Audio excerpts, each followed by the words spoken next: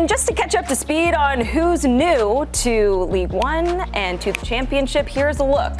You've got Birmingham City, Wrexham, and Charlton Athletic, all promoted from League One into the Championship and then relegated from the Premier League to the Championship are Leicester City, Ipswich Town, and Southampton. But it's going to be yet another season, of course, to spotlight Wrexham and their rise in the EFL pyramid. So let's remind you of the history of the club. Wrexham is the oldest club in Wales, founded in 1864 by members of the Wrexham Cricket Club at the Turf Hotel. And the club, well, they went on for quite a bit of time before hitting their lowest point in 2008 when it was relegated to non-league football after 80 consecutive seasons in the EFL. But hope and a lot of eyeballs came in 2021 when Hollywood entered the chat. Rob McElhaney and Ryan Reynolds became owners of Wrexham, and that impact was felt right away. Just 2 seasons later, Wrexham earned promotion to EFL League 2 after a 15-year absence, and then more success the following year, a rare second straight promotion for Wrexham into EFL League 1. And in this past season, the Red Dragons became the first English club to earn promotion in 3 straight seasons, now sending them to the Championship where their biggest challenge awaits. So pretty incredible stuff. And of course, what helped in all of this was a good bit of investment. But Tony, as we know, money, just a couple of Hollywood actors. From two dudes, man. News to me. Oh, okay. Did you not were you not paying attention during the whole thing we just did? Sorry. Continue. Okay. Anyway. We know Tony. I was Aly, so let's have a conversation. Yeah. Nico's like, Aly starts talking, we just zone out. But we know that doesn't always equal success. And so to see what Wrexham has done, I mean, are you surprised? Like this last season, did you think that they were going to earn that 3rd consecutive promotion? Yeah, I don't think we thought they were going to do it this year, right? With 2 years was one thing in those 2 leagues with the money that they spend. Remember, they were the highest spending team in those 2 leagues as well. So they had a little bit of an advantage. But coming out of League One into the Championship, I don't know that we saw it until sort of later in the season. There was a little dip early in the season. We thought, okay, we're kind of figuring out Wrexham, but what they've built there is really incredible.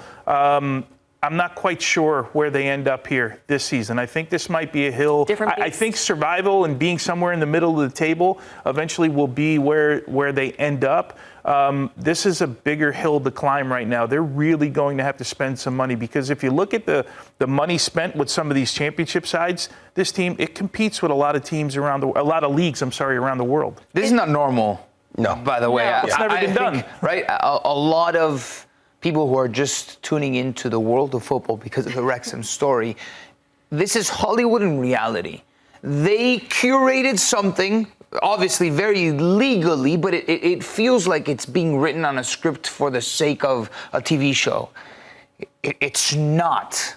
It's clearly it's not, but it feels like it because it's so unreal. And for them to go back to back to back from non-league football to right under the Prem is something wild. And I think, I don't want to say that they're going to be brought back to reality, but they're going to learn some more trials and tribulations this season than probably in any other season. They're with the real big boys at this point. Is there any such thing, Nico, as like growing too fast or elevating too quickly within the pyramid of EFL? No, I don't think so. In certain ways, I think they have an advantage understanding what it takes so fresh to get the promotion. We saw Luton rise astronomically. I think Wrexham can do it. I think they're going to have to learn how to do it, especially because this is going to be the most difficult promotion if it ever comes.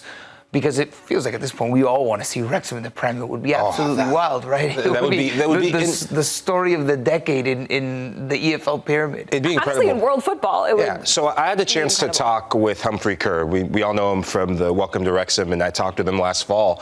And I asked him, what has it been like, this meteoric rise? And he said, look, it's been a lightning in the bottle phenomenon. We plan for everything but this. This is uncharted territory, so anything that happens now, we're learning as we go. And the 2 advantages that they've had, you mentioned the budget. The only other team in League One that spent more than them was Birmingham City. And we know how much unlimited pockets they have when you have someone like Tom Brady who can bring in the rest of that ownership group. It's also why Birmingham City really had first place locked up by a very comfortable margin for pretty much, I mean, it felt like the entire season. The other advantage that they've had up until the championship is their head coach and manager, Phil Parkinson. He is the architect of this success. He's the key reason. and his ability to get the respect from players who have come down from the Premier League, the ability to mix in some of the old guard who have been there from the epicenter in the beginning of this crazy train ride of a story. But this is new charted territory for him. And so they're going to have to be really ambitious. And I'm with you, Tone, on this. It's the fine line between, do you go for the Hollywood script that would be the script of a lifetime, or do you go for the more efficient thing, which is stay in the championship? It's still going to be lucrative. What do you mean? Survive. I think they're going to try to win it, right? They're going to do their best. They're going to have to spend money that they've never spent before to do so. It feels like, it's just, with the documentary, it feels like they're doing everything that they do sporting-wise is for the documentary, but because everything has been so positive, I don't think it's that. I think the team benefits from having the documentary, but because the sporting stuff is so spot on, they're doing everything so well that it feels like they need to swing every single time. You know what I'm saying? So It's like they're going to put themselves in the best position to try to get the most out of this team, and perhaps why not dream of getting promoted? So in order to do that, and that's why I talked about spending money. When you look at Wrexham spending money, you'd be actually shocked to see what their wage bill is compared to the rest of the competition. So their wage bill in the championship, in League One. So their wage bill is third to last. Was third to last in League One. So you're going to have to recalibrate, and you're going to have to spend the money. This team that they have right now, if they've stepped on the pitch on match day 1 and they stayed the rest of the season, they'd get relegated. The current team is not good enough to survive in the championship, in my opinion. Yeah, that's where I was going to go with this, because we cover this obviously here at the channel and the network. And when you're just looking at it from a footballing standpoint, their current roster can't compete in the championship. Certainly can't compete to win it. Now, we're in a transfer window coming up, right? Who knows how much money they're going to spend? Who knows? We haven't seen any signings yet. So no. So the only thing we've seen, and we'll get to it, is Paul Mullin leaving the club on loan. But so we don't know what it looks like. Keep in mind, they have a valuation. They bought the club for $2 million. It's worth $200 million right now. It's crazy what they've done. Of course, we said it. No one's ever done 3 promotions in a row. But just from a pure footballing standpoint, in my opinion, it would be tough to compete with the roster that they have right now.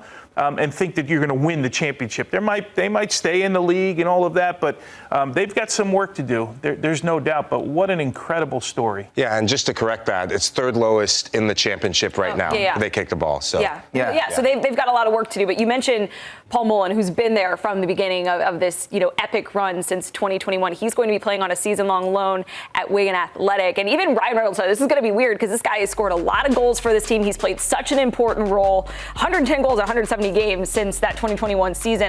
But what does this signify to you, Tony, about where the club may be looking to go this summer? A little bit of a changing of the guard, right? Because if you remember when they were in non-league football, this is the guy that they wanted and helped them get promoted through all of these 3 steps. Of course, we've been able to watch Paul Mullin grow as a person, right? With his family life, with his son having autism, and him and his wife going and doing all that charitable work. I think he had a cameo in the movie as well, right? What's the Deadpool? Deadpool. There's 2 of them that did. Oh yeah. Ollie Palmer. So I mean, his life changed by going to Wrexham. His life became public. He was the guy that essentially scored goals last year. If you remember, he was injured for a little while. Came back around Boxing Day. I remember Jeff Shreves being here and scored a magical goal around Boxing Day. So to see him leave the club just seems like a little bit of a changing of the guard for me. Okay, I'm obsessed with this text that looks like it came from Rob McElhaney back in 2021. Who is this guy, and are we able to get people of this caliber? Sensational. Just learning the ropes. But can I tell you something? It feels like for the next season of Wrexham, there needs to be a downfall. Every season can't end with promotion of the documentary. Like, it's going to get boring at this point. If they win every single season, like, give them a season where they do finish middle of the table. A little adversity never hurt nobody. But, I mean, Mike, when you look at who Wrexham could go out and get to try and be competitive, to not just, survive but thrive in the championship, like who are some players you're looking at? So in a recent interview, Rob McElhaney said that he can't help himself. He's born to be a dreamer. And so if they're going to follow this wish list, you got to dream big, and you got to start in the attack. Yes, Sam Smith can get you goals. He'll still get you goals, but he needs a good strike partner. So I'm going with Jamie Vardy. Oh. Jamie Vardy. The guy's proven it in the Premier League. You go back to when Leicester City were in the Championship, I believe 2 seasons ago, and he just could not stop scoring. Yes, he's getting a bit older, but class is permanent.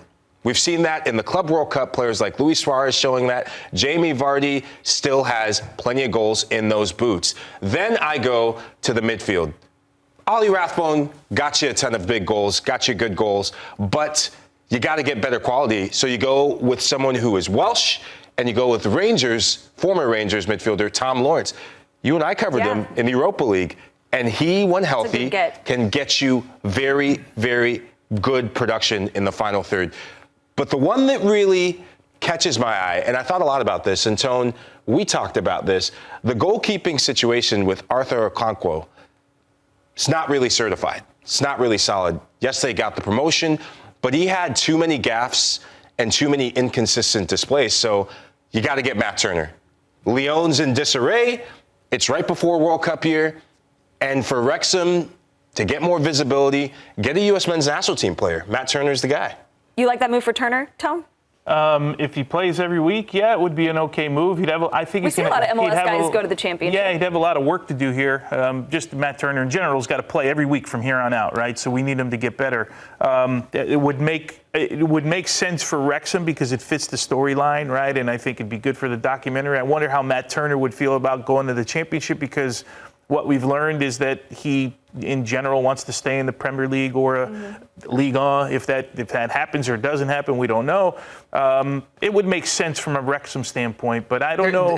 Hold up. There's not too many options that Turner can choose. If he gets an opportunity to play, let's just say, I mean, we're completely speculating here, right? But let's just say Wrexham does come knocking, Tone. To play. To play. It feels like you can't say no at this point. How many places can this guy choose from? Not that many, it feels like at this point. Yeah, no, you're 100% right. Yeah. I like your shout on this. But he'd have to play, right? And who knows how they think about Okonkwo. This is a young kid that was at Arsenal. Arsenal didn't see a need for him, so they got him. I don't know if they even paid for him. I think he may have come on a free to Wrexham. But either way, in Matt Turner's case, no matter what, the key is, you said, to play, right? It doesn't matter if it's Wrexham or if it's Birmingham or someplace else. It's to play right now. And he would certainly fit the whole narrative, in my opinion. Well, while Wrexham are picking up the phone to call Matt Turner, maybe you pick up the phone and call Gio Reyna as well. I don't know. I'm kidding.